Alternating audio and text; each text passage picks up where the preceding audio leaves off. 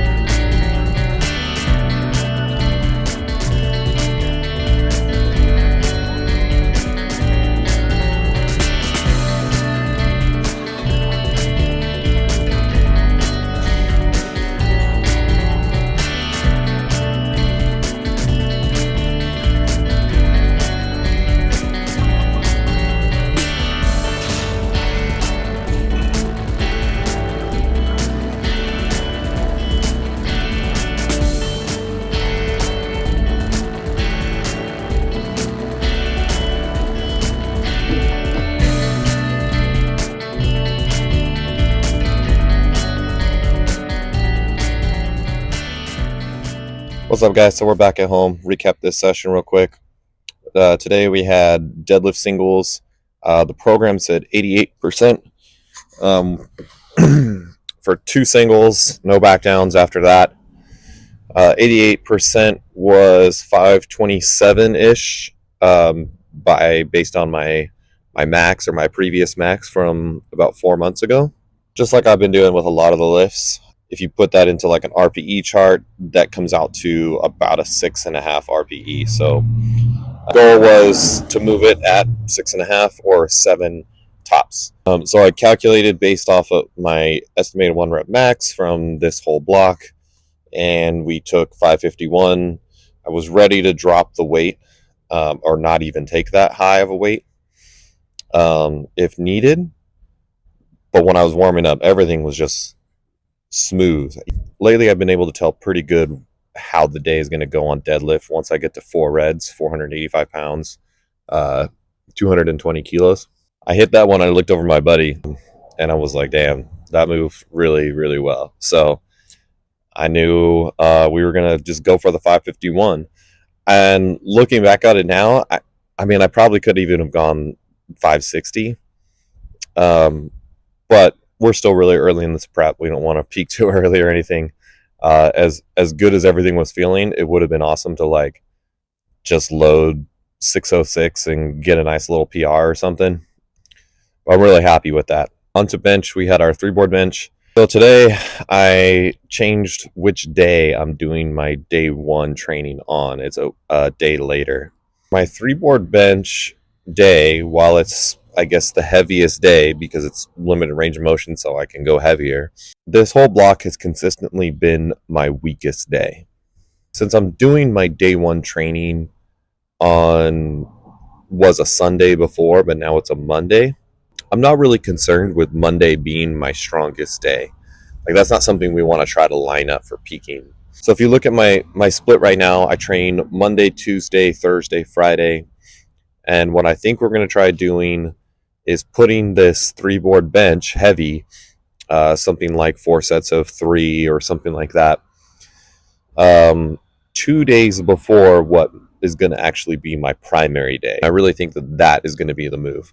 The only way we can put it 2 days before my primary day, at least until we get closer to the meet, we would actually end up doing 3 board on my day 2 Tuesday training, and then I'll have a rest day on Wednesday, and Thursday I'll come in and I'll hit my actual primary bench, and maybe we can try doing some heavier weights, full range of motion next block.